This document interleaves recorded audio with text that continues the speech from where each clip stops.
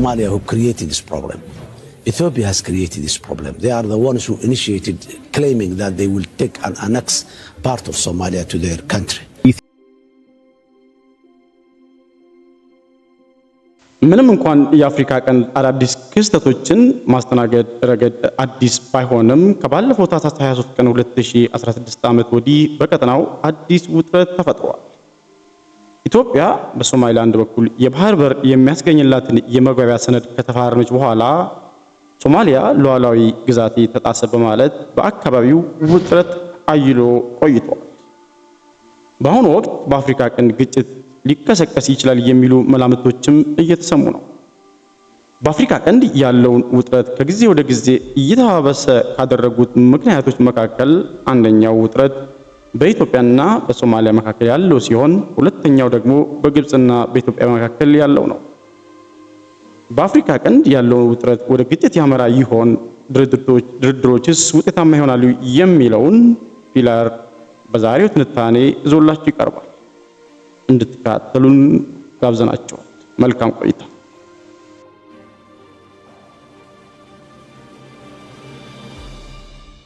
በአፍሪካ ቀንድ በኢትዮጵያና በሶማሊያ መንግስት ባለስልጣናት መካከል እየተካሄደ ያለው የቃላት ጦርነት በተለየ ካለፉት ቅርብ ሳምንታት ወዲህ እየተባባሰ መጥቷል።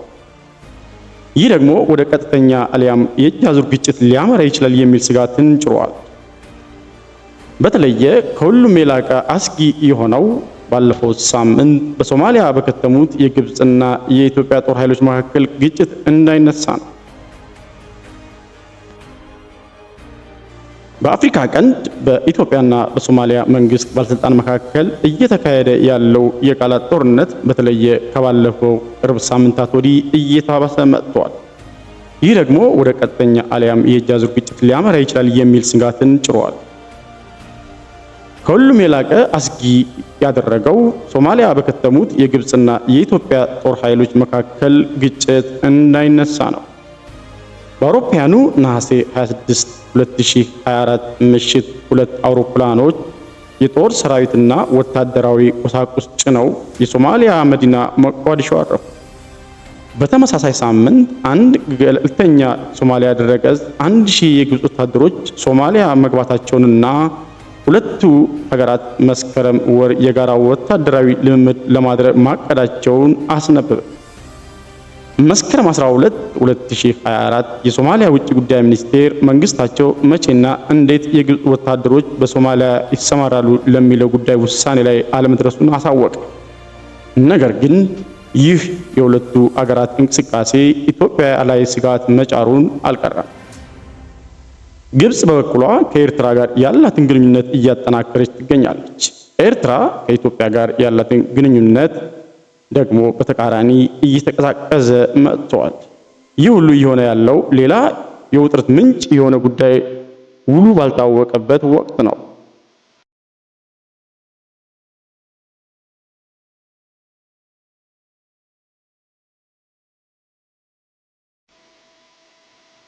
ባለፈው ዓመት ጥር ኢትዮጵያ ከራስ ገዟ ሶማሊላንድ ጋር አንድ የመግባቢያ ስምምነት ላይ ደርሳለች።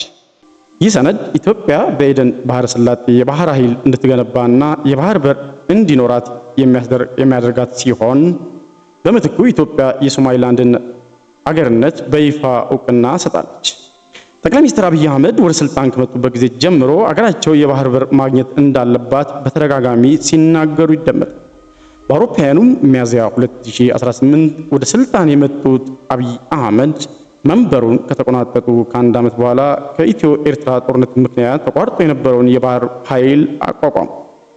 ጠቅላይ ሚኒስትሩ ከኤርትራ ፕሬዝዳንት ኢሳያስ አፈወርቂ ጋር እርቅ በማውረድ በኢትዮጵያና በኤርትራ መካከል ያለውን ሰላም ጦርነትም የሌለበት ሁኔታን አሻሻሉ። ከሶማሊያና ኤርትራ ጋር ቀጠናዊ የምጣኔ ሀብት ትብብር ቢመሰርቱም ለንግድም ሆነ ለወታደራዊ አገልግሎት የሚሆን የባህር በር ማግኘት አልቻሉም። በአውሮፓውያኑ ጥቅምት 11 2023 አብይ የህዝብ እንደራሴዎች ምክር ቤት ቀርበው ባደረጉት ንግግር ቀይ ባህር ለኢትዮጵያ የህልውና ጉዳይ ነው አሉ። አገራቸው የባህር በር ከማግኘት ውጪ ምንም አማራጭ እንደሌላት አስታወቁ።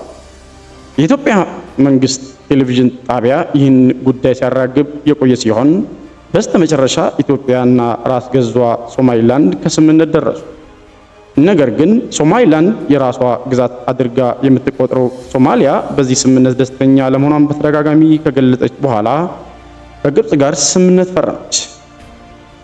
ግብጽ ደግሞ አባይ ወንዝ ላይ በሚገነባው ታላቁ የኢትዮጵያ ህዳሴ ግድብ ምክንያት ለዓመታት ከኢትዮጵያ ጋር ያላት ግንኙነት የሻከረ ነው።